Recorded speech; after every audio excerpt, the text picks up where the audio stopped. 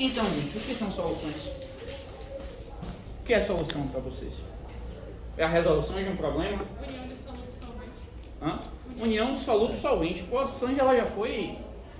Mas vamos lá. Por partes. A gente vai chegar aí. O que é uma solução? Oi? Aqui seria em química. O que seria uma solução dentro da química? E aí? O que é uma solução? Uma solução, ela vai ser uma mistura que ela é homogênea, tá certo? Ela é uma mistura que ela é homogênea. O que é uma mistura? É o quê? Repita. Ou mais, não é? Uma mistura é o conjunto... Só tem uma fase. Não, no Homogêneo. caso... homogêneo, sim. Uma mistura é o conjunto de duas ou mais substâncias, tá certo? Conjunto de duas ou mais substâncias.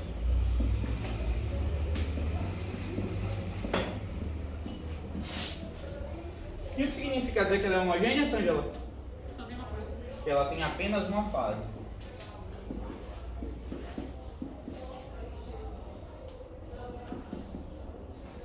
Ou apenas um aspecto visual.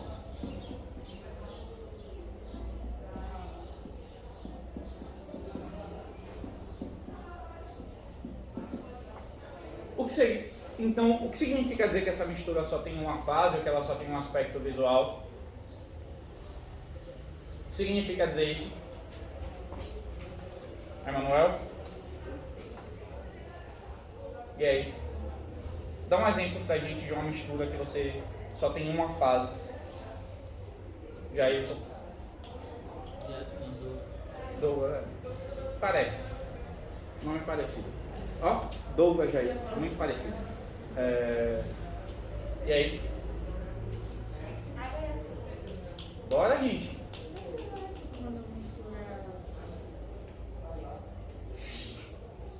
Água com sal. Repete alto pro YouTube. Bora. Quando mistura água com sal, tipo, a mistura fica. Tipo, não fica com sal embaixo. Mariana Paixão, né? Então, segundo Paixão, 2021, o sal com a água é uma mistura homogênea. Por que é uma mistura homogênea?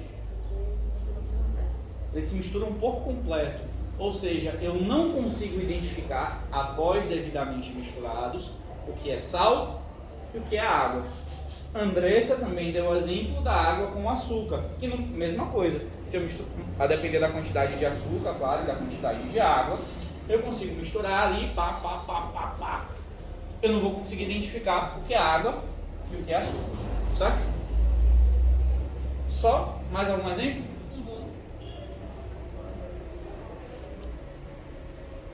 Tem uma característica bem importante das misturas homogêneas, que torna, inclusive, por exemplo, o leite é uma mistura homogênea? Leite de caixa bonitinho, aquele sem nata, desnatado logo, pronto, aquele horrível. É uma mistura homogênea? À vista sim, no microscópio não. Você tocou no ponto exato aí. A microscópio não é. Para ser homogêneo, tem que ser no microscópio. Para ser uma solução,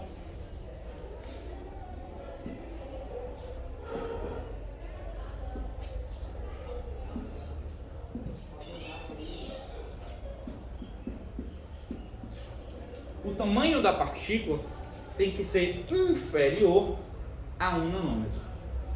A partícula tem que ser inferior ou igual a 1 nanômetro de diâmetro. Sabem o que é nanômetro? Já estudaram a notação científica, né? 9 vezes menor que o meu. Hã? 9 vezes menor que o meu. Nanômetro, sim. Então, 1 nanômetro é igual a 10 a menos 9. 9 vezes não, 10 a menos 9 não seria considerado 9 vezes não. Seria 1 bilhão de vezes. 1 nanômetro é 10 a menos 9 metros. Pronto, um exemplo que eu acho que vocês talvez consigam compreender melhor. Uma régua. Todo mundo já viu uma régua na vida, né? Sim. Na régua, na divisão entre 1 centímetro e outro, a gente tem 10 divisões ali, não tem? Vocês sabem que divisões são aquelas? São os? Não, ali são os milímetros, tá certo? Então, em 1 metro, a gente tem 1000 milímetros. De boa? Tranquilo. Em 1 milímetro, tem 1 milhão de nanômetros. Em 1 milímetro daquele, você divide um negócio daquele ali por 1 milhão, você vai ter um nanômetro. Tá certo? Então, para ser considerado uma solução, as partículas têm que ser inferiores a 1 nanômetro. Por isso que o leite não é considerado uma solução, por isso que o bolo não é considerado uma solução. Tá certo? Beleza? Tranquilo?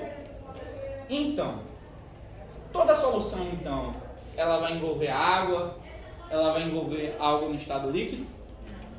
Ou existem soluções em outros estados físicos?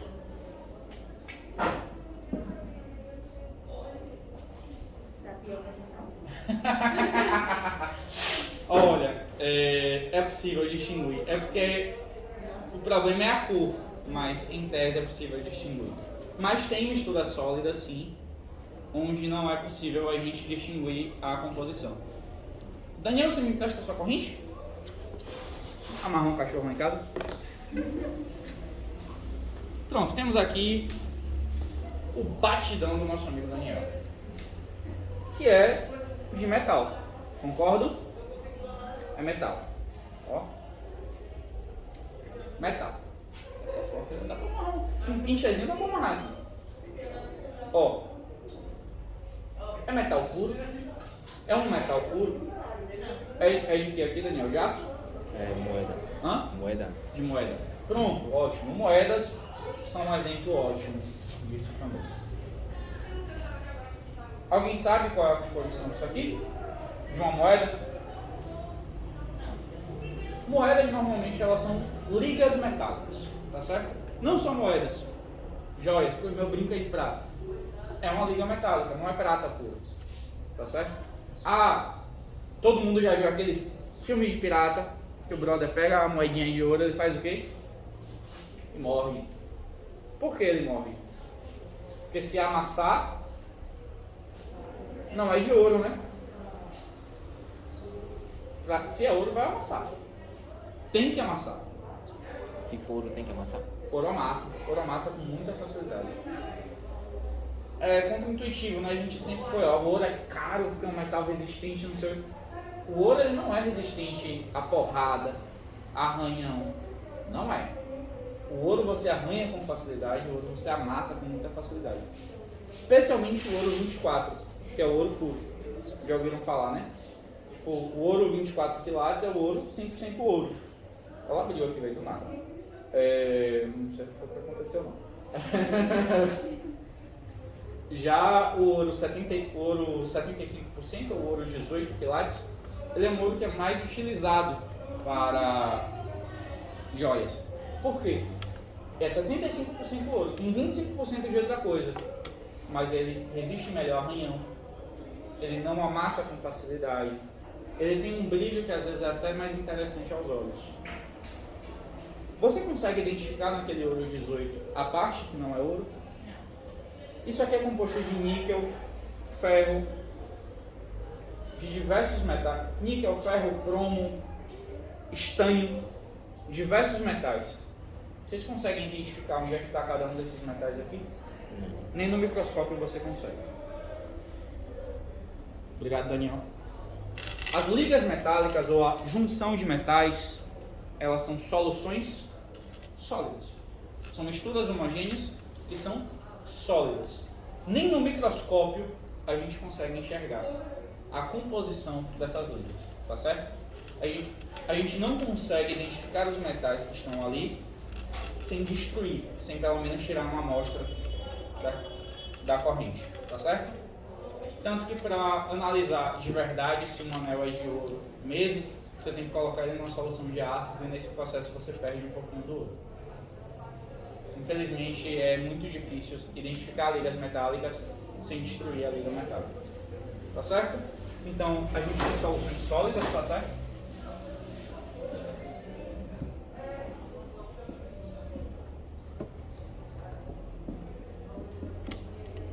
A gente tem uma outra solução sólida bem presente aqui na sala. Líquido. Hã? Líquido. O quê? Não. A gente tem uma outra solução sólida bem presente aqui na sala. Alguém consegue me dizer qual? Hã? Não.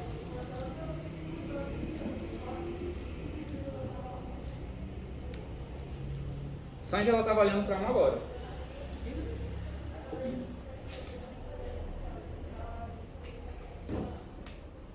O vidro é um exemplo de solução sólida.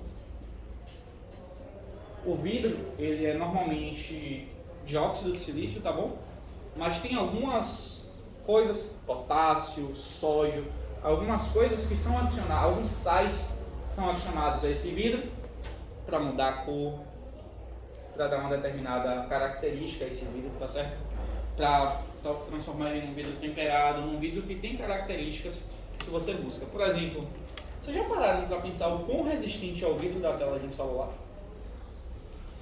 Pode não parecer, mas ele é absurdamente resistente. Pega qualquer vidro e derruba da altura que você derruba seu celular. Quero ver ele sobreviver. Então, são coisas que são adicionadas na composição daquele vidro para que ele se torne mais resistente, tá certo?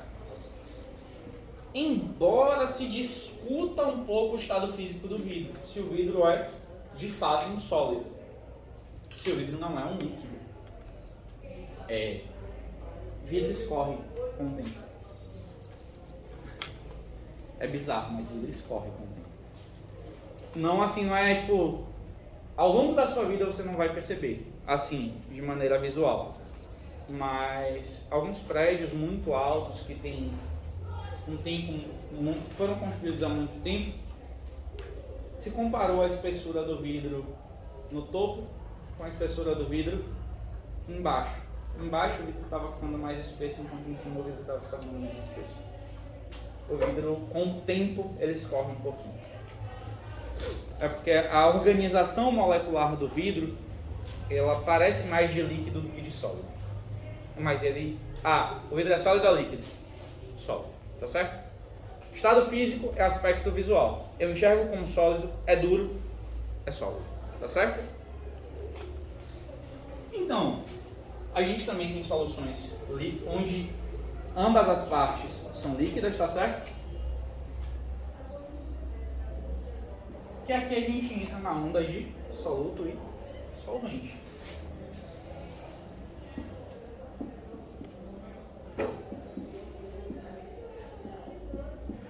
Eu quero exemplos de soluções onde as duas partes são líquidas.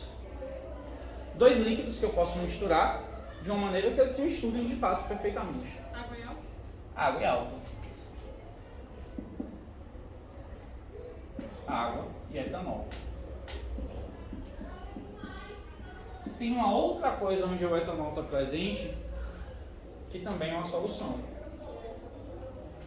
Uma coisa que está bem cara. Gasolina. A gasolina por si só é uma solução, tá certo? A gasolina é uma mistura. A gasolina não é algo, não é uma substância.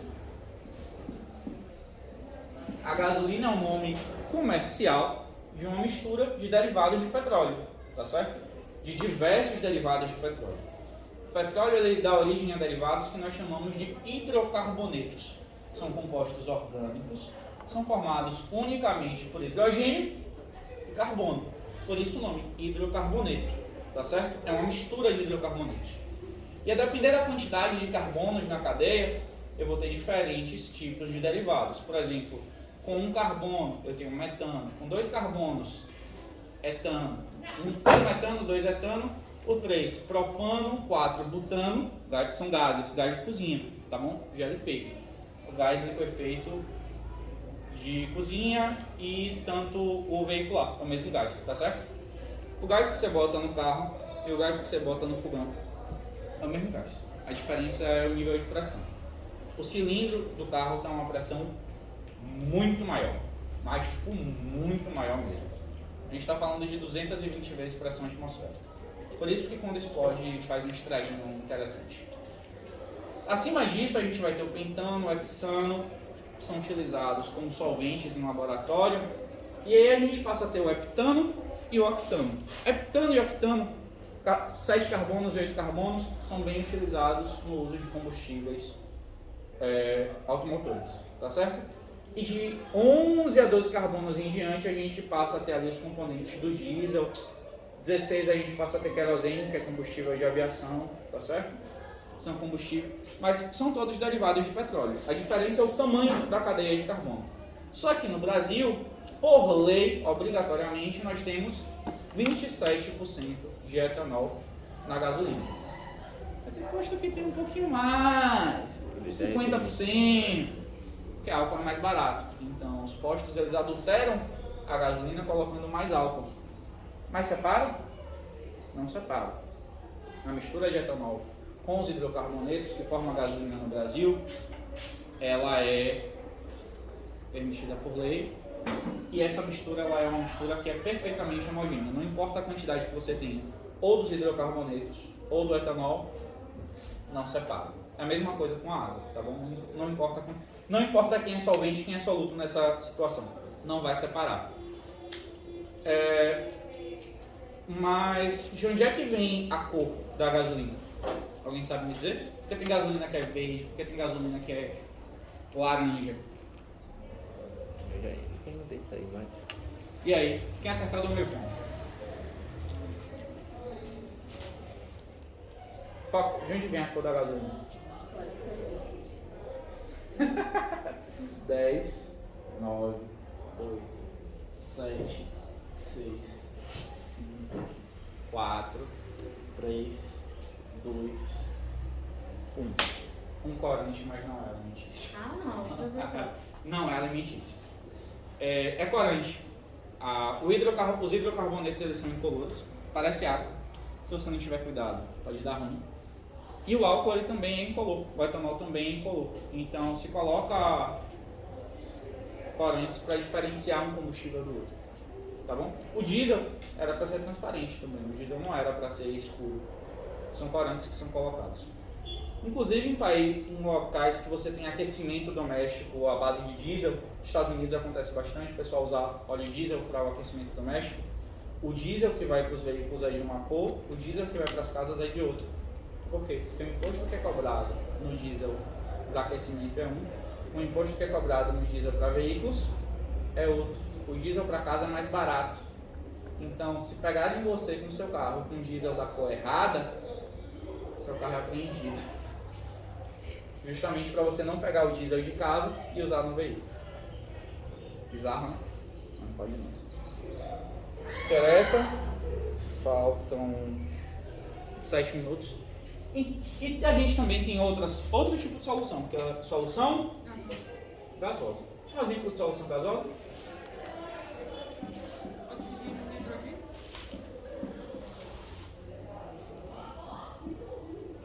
Eu queria os gases atmosféricos.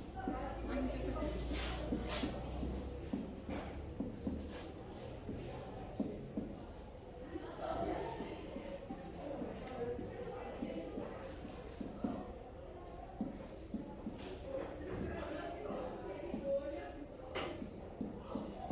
Toda mistura gasosa é uma solução. Toda mistura de gases é uma solução. Toda mistura de gases é homogênea. Sempre. Não há exceção. Não há exceção a essa regra. Toda mistura entre dois gases, ela é homogênea.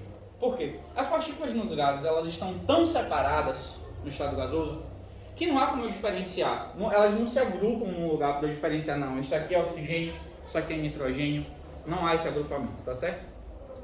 Beleza? Um exemplo que Sângela falou, todos os gases atmosféricos. O ar atmosférico é uma grande solução em que nós estamos nadando nele, no ar atmosférico, tá certo? É uma mistura de diversos gases, principalmente gás de nitrogênio, tá certo? Que é mais de 70% da atmosfera, do ar atmosférico que está aqui a nível onde a gente vive, não necessariamente nível do mar, que a gente está um pouco mais elevado. Gás de oxigênio em torno de 20%, gás carbônico, monóxido de carbono dos veículos, metano de um bicho que morreu está se decompondo, tá certo? E dos fatos também. Compostos de enxofre, compostos de nitrogenados, óxidos de enxofre, óxidos de nitrogênio que estão aqui na atmosfera, que a gente está aqui imerso. Gases nobres em quantidades muito pequenas, mas gases nobres, tá certo? Gás hélio, gás argônio, tem aqui. E o hélio, inclusive, ele está acabando, porque o hélio ele só existe aqui por decaimento radioativo. Outros elementos decaem, liberam um núcleo de hélio como partícula alfa. Ele arruma uns elétrons por fora e vai para a atmosfera. Só que o hélio é tão leve que ele consegue escapar da atmosfera terrestre. Então o hélio está acabando. Bizarro. Então toda mistura gasosa ela é uma solução. Toda mistura gasosa ela é homogênea. Mas e coisas que parecem soluções e não são soluções? Como é que a gente chama?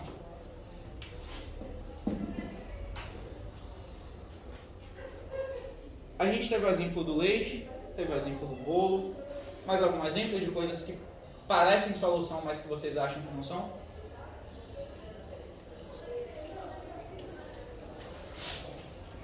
E aí? As tintas normalmente não são soluções, tá bom?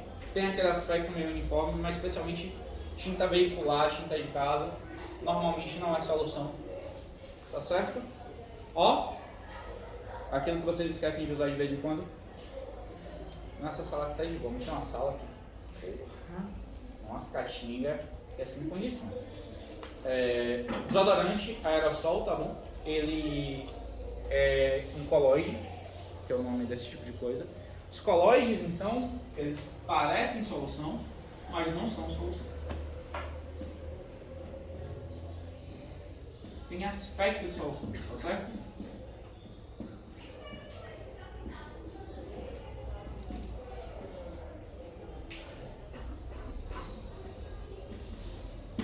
Mas não são solução.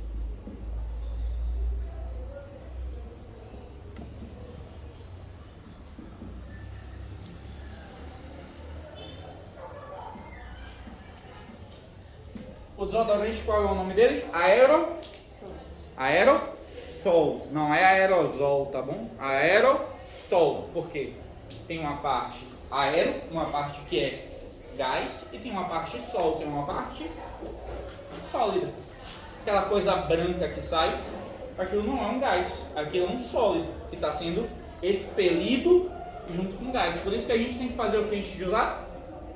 Agitar. A gente tem que agitar, tá bom? Que é para o sólido suspender, no que a gente apertar, aí ele sai, tá certo? E quando é que para de sair? Quando acaba o sólido? Quando é que para de sair? Não. Quando a pressão interna se iguala à pressão externa. A pressão ali dentro é maior do que a pressão atmosférica. Por isso que não é muito interessante você pegar uma latinha daquela e jogar no fogo.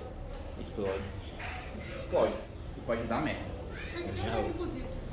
Sim, no gás de cozinha a pressão é tão alta, no gás de cozinha mesmo, a pressão é tão alta que você sacode e você ouve o que é ali dentro? Você ouve líquido.